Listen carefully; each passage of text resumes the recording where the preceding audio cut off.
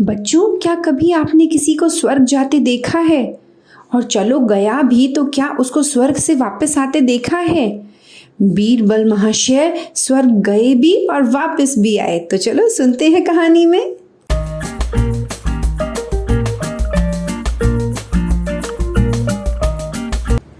इस कहानी को सुनने से पहले चैनल सब्सक्राइब कर लो, कहीं अगली कहानी मिस ना हो जाए। बच्चों, आज की कहानी का नाम है बीरबल की स्वर्ग यात्रा। बीरबल के प्रति अकबर के प्रेम को सभी जानते हैं।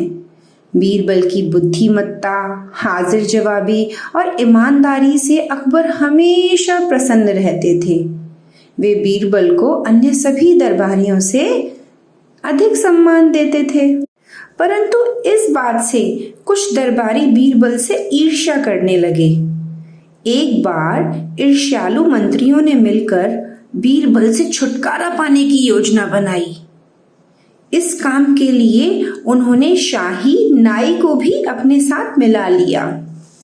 अब क्या था, फिर एक दिन अकबर की दाढ़ी बनाते समय उस शाही नाई ने अकबर से कहा, महाराज, आप बहुत महान हैं जो अपनी प्रजा के लिए इतना कुछ करते हैं, लेकिन आपने अपने पूर्वजों के लिए कुछ नहीं किया।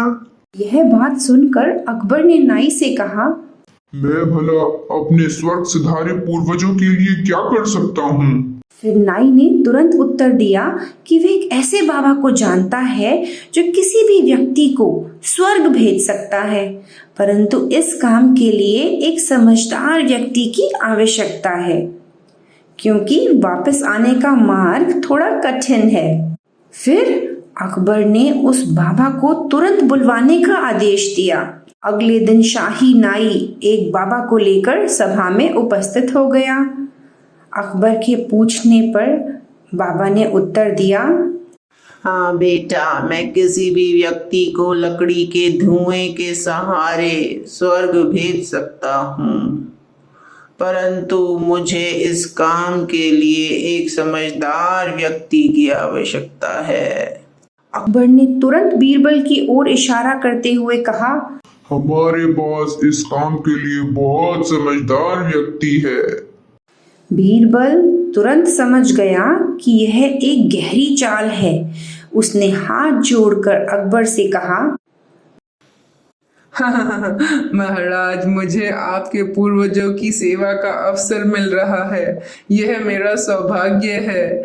मुझे इस काम के लिए 1 महीने का समय दे दीजिए, क्योंकि जाने से पहले मैं गांव जाकर अपने माता पिता से मिलना चाहता हूँ। अकबर ने 1 महीने का समय दे दिया। बाबा के कहने पर एक स्थान निर्धारित किया गया जहां से बीरबल को स्वर्ग जाना था। बीरबल ने उस निर्धारित स्थान से अपने घर तक की सुरंग बनवा ली और किसी को कानों कान खबर भी नहीं होने दी। निश्चित दिन बीरबल अकबर के सामने उपस्थित हो गया। कौन सा निश्चित दिन? जिस दिन बीरबल को स्वर्ग जाना था, तो उस दिन बीरबल अकबर के सामने उपस्थित हुआ और स्वर्ग की यात्रा के लिए तैयार हो गया। उसे एक स्थान पर बिठाकर चारों ओर से लकड़ियों से ढक दिया गया।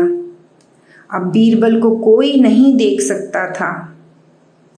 फिर क्या था, बाबा ने कुछ मंत्र पढ़ते हुए लकड़ियों को आग लगा दी, और जैसे ही लकड़ियों में आग लगी वैसे ही बीरबल सुरंग में उतर गया और सुरक्षित अपने घर पहुंच गया।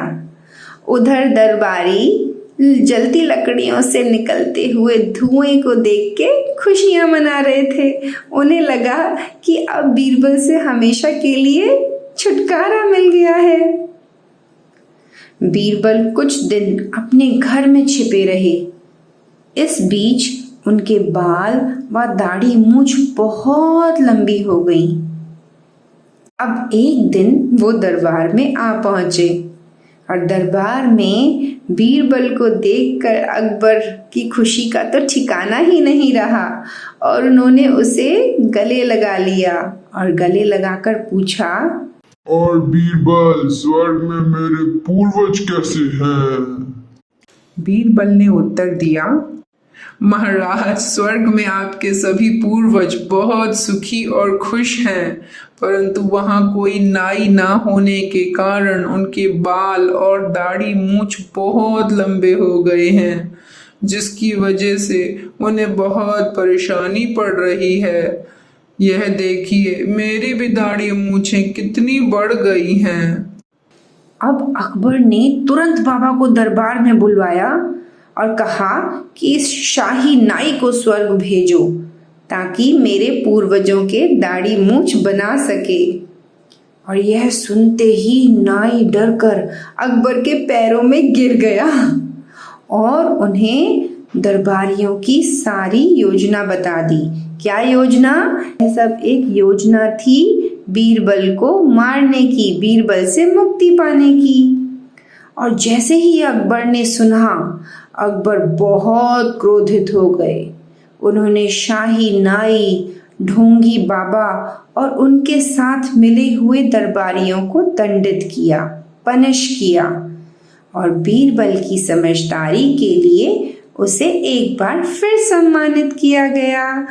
और यह देख सब दंग रह गए। तो बच्चों, यह कहानी भी ताना बाना बुक से ली गई है, जिसमें नवनीत सिंघल और मनीष अग्रवाल जी ने काम किया है। तो अब बताओ कहानी कैसी लगी? थी ना मजेदार? और अब बताओ मुझे कि आपको इस कहानी से क्या शिक्षा मिलती है, बताओ। और एक कहानी से कई सारी शिक्षाएं हो सकती हैं, आप मुझे कमेंट बॉक्स में लिख सकते हो।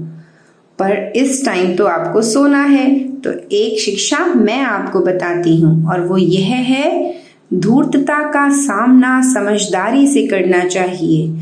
बच्चों, आगे आने वाले टाइम में आपको बहुत धूर्त लोग भी मिल सकते हैं जो आपके साथ चालाकी कर सकते हैं, तो आपको अपनी बुद्धि से काम लेना है और समझदारी से काम लेना है और ऐसे लोगों को सबक सिखाना है शांतिपूर्व तरीके से। तो आई बात समझ में? हमें समझदार बनना है, बुद्धिमान बनना है। तो अब क्या टाइम है? अब टाइम है सोने का। तो कहो गुड नाइट मैम।